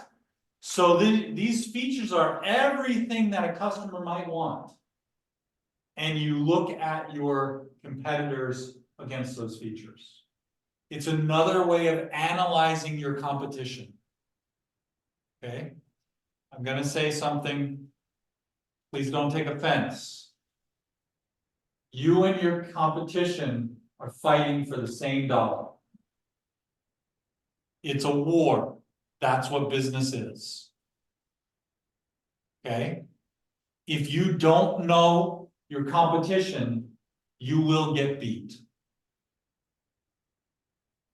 It's just a matter of time. Please don't take offense to that, I'm just. Okay? Any questions? Where in Founder Track is this document? I found the other one, but I can't find this one.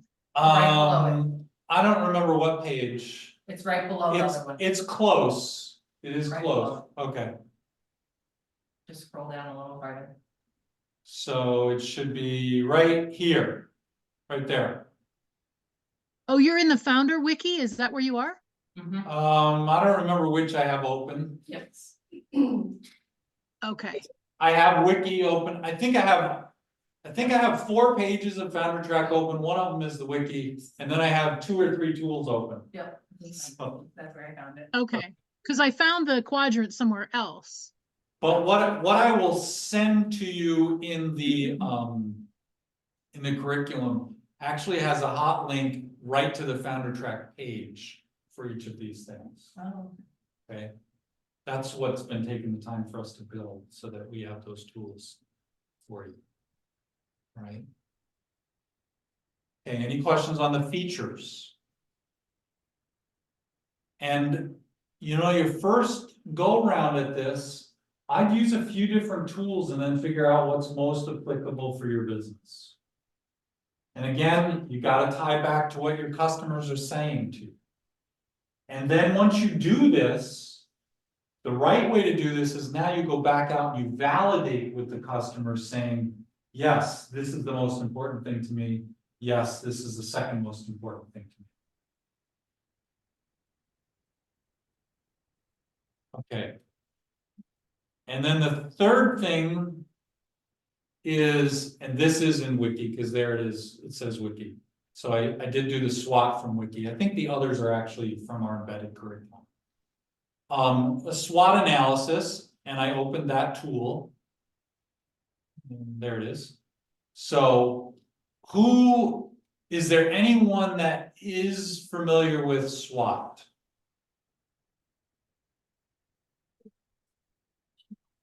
Okay. Yes.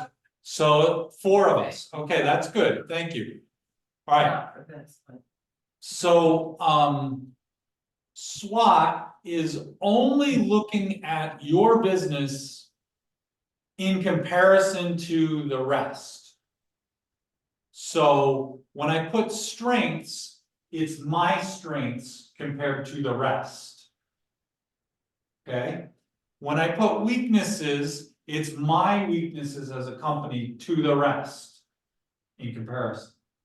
Okay? That's the first thing you need to make sure you don't get confused about with SWOT. The second thing, I've done SWOT with students for about 15 years now, so I'm pretty good at identifying where people will usually get confused. The second thing is internal and external. And where I find most people confused that is weaknesses and threats. Okay? So we're going to talk through each of these categories. Strengths are internal things, and when we say internal, that means you made the decision. You have control to make that decision. So I'm going to make an example. Our strength is that we have excellent quality. We could decide to have crappy stuff. Okay? So our strength is we made a decision to have only high quality products compared to the rest of the marketplace. That's an internal business decision we made. I'll give you another one. We decided to price our product at a fair price. And that's a strength. Why? Because consumers like to pay a fair price. Compared to the marketplace, we have a lower price and it's fair. Okay? Any questions on strengths? Let's go to weaknesses. That's internal to the company. but it's things that we're not good at. Internal meaning we made the decision. We could have decided differently. Okay? So internally, we decided that we will not have my property damage company, we would not have big trucks that required special driver's licenses. Okay, that's what we decided. Now, what does that do as a weakness? I have weight limits now. I can only tear out so much stuff. I have to go to the dumps more when I do tear outs. Why? Because my truck can only hold less stuff compared to somebody that brings a big giant truck. Right? Now, I made that decision. Why did I make that decision? So I don't need special truck drivers. Anybody can drive my truck as long as they have a clean license. Right? My internal business decision. Are there consequences for that decision? Yep. And those are my weaknesses. Does everybody follow what I'm saying? Okay. Okay. So let's go to opportunities. These are external to the company. So opportunities are things that I could do to benefit my company. Opportunities to make more money, to make more profit, to grow my business. Fill in the blank. Positive things to affect my business that are external. Things happening in the marketplace. So Rachel, yours is a perfect example. There is a big social upswell on treating our environment appropriately, recycling, composting, and taking care of our earth. That's an external thing going on to her business. She didn't make that happen. It's external. But it creates a huge opportunity for her. It's a growing market. Does everybody follow what I'm saying? Okay? Any questions on that? You have to find these for your businesses.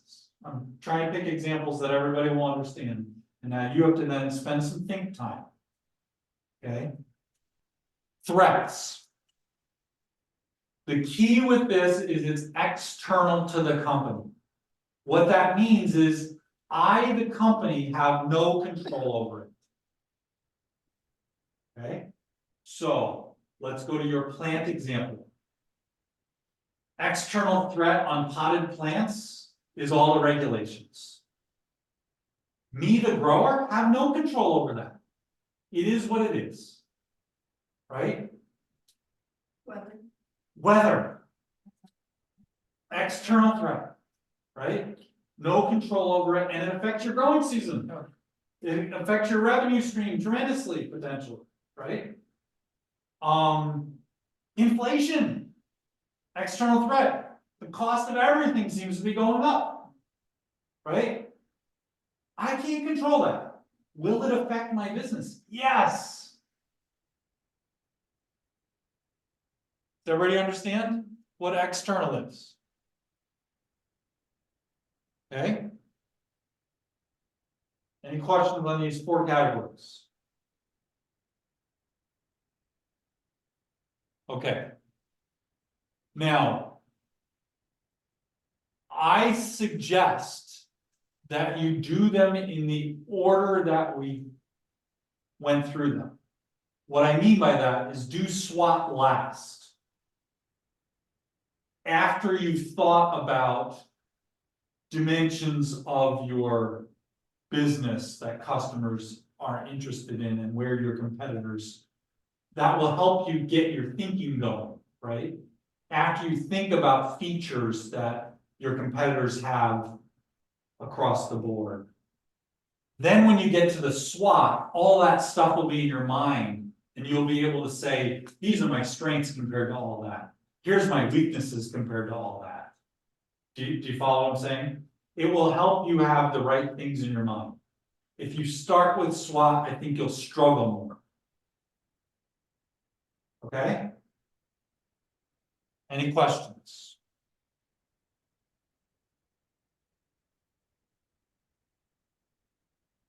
By the way, you've now entered into the elite of small businesses because many small businesses never even think about this stuff. What is their life expectancy? What is that? Well, if you don't make it past 5 years, I'm gonna give you bad statistics again, okay? 60+% of small businesses fail within 5 years. Here's the great news in that cloud. The silver lining of that cloud. You make it to 6 years, and the statistics are you're in business as long as you want to. Okay? So the trick is getting this right, getting your beachhead and expanding, and doing it in a viable financial manner that you can survive. Because if you do that and you make it, you're in business. Okay? Any questions? We've covered a lot of ground tonight. Somebody's in the chat, sorry.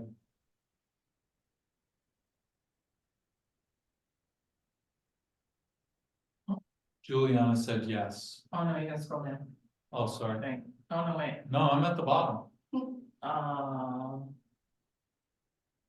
It must be we asked her a question and she answered this. Yeah. yeah. Any questions on anything we covered tonight?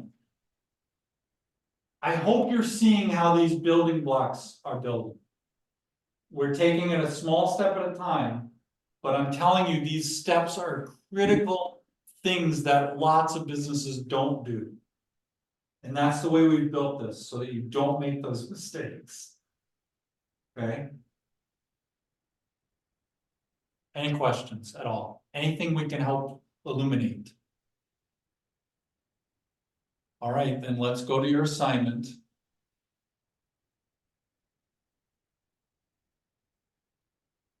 Where's 6? Shrink this a little bit. Close that. So, your homework assignment is now to do these 2 things for your business. Create your competition maps, and I would do your features as well, and then you'll see which one is better for you, and do your SWOT. Okay? By maps, do you mean the quadrant? Yes, correct. Okay. Yep, so I would do your, that Founder Track calls it the competition map. And other places that you read it call it a 2-dimensional matrix. Okay, and then we added the feature table for you as well. Okay, and like I said, if you do I think personally, if you started with the feature table and then you did the dimensions of what's important to your customers and plotted everybody and then did your SWOT, my brain, that would help me think through it, but I would definitely do SWOT last. Okay? So that's your homework assignment. And I would suggest that if you're behind on some of the things we've covered in the last week to 10 days, now would be a good time to try to catch up on some of them, because I hope you see that they're starting to come together, right? So if you haven't talked to a customer yet, it's going to become important for you to have that information, right? So make sure you do some interviews if you didn't get to do some interviews, because these pieces are coming together quickly now. Okay? Any questions? All right. How's everyone doing? You overwhelmed? Is the pace good? Is the breaking down of the tasks sufficiently broken down? These are the things we've struggled with. To not overwhelm, but still keep pace, yeah. Are we doing okay there or not? What's that? So that's a great survey question for you. Yes, I think it's digestible. okay. Anybody else? I agree, and I actually do find the follow-up emails help to keep me organized as well. Okay, Same. good feedback. What about are you feeling like you're getting enough knowledge to do the task? Yeah, so we're giving you enough in the class time? Okay, Yeah. all right. Is there a document that has these steps laid out, or is that in Yeah, Foundry? I'm sorry, Beth, I referred to it. I know I committed to give that to you, I said earlier, and I will, but, I need to put watermarks and logo on it and stuff, because it's our intellectual property. Got it, yes. I'm gonna ask that you don't distribute it, because Sure, sure. we haven't gone to those legal stages yet. Yeah, yeah. Your legal hygiene is not appropriate. 'Cause Correct. I got that one too on my assessments. Correct. So, I am gonna share it, but I didn't get to put the watermarks and stuff on it today. Okay, that's fine. Just Yeah. something like a syllabus would be helpful to keep things organized. and Absolutely. keep my brain. Yes, and I'm sorry that, from cohort 1 to cohort 2, we've totally rebuilt this. So cohort 1, we were handed a PACE curriculum and we executed it, but we didn't like it. So cohort 2, San and I started building this. And then we had Olivia start doing weekly plans for the class sessions. And it's not quite a finished product yet. Oh. So we're the guinea pigs, is what you're saying. No, this is all proven. No, great question. You are not guinea pigs. This is built on what we watched earlier, those video segments. Yeah. Were from an MIT world-renowned professor in entrepreneurship. Okay. That wrote books and established the 24 steps of entrepreneurship. Okay. If you talk to San, he will have 30 books that he has read and on entrepreneurship. And I have a ton of practical knowledge. And the two of us, by the way, I did my dissertation on entrepreneurship, so I am educated in it too. But we have two different perspectives. Okay. Okay. I have a very practical perspective, and San has very much, he was trained by MIT. And then he trained people in Vietnam for 15 years on how to start small businesses. Oh, wow. And he took these 24 steps and turned them into 7 from that practical applied learning in Vietnam. And then I took the practical, those 7 steps are not enough. That's too conceptual. And we worked on getting to the tasks that you guys are working on.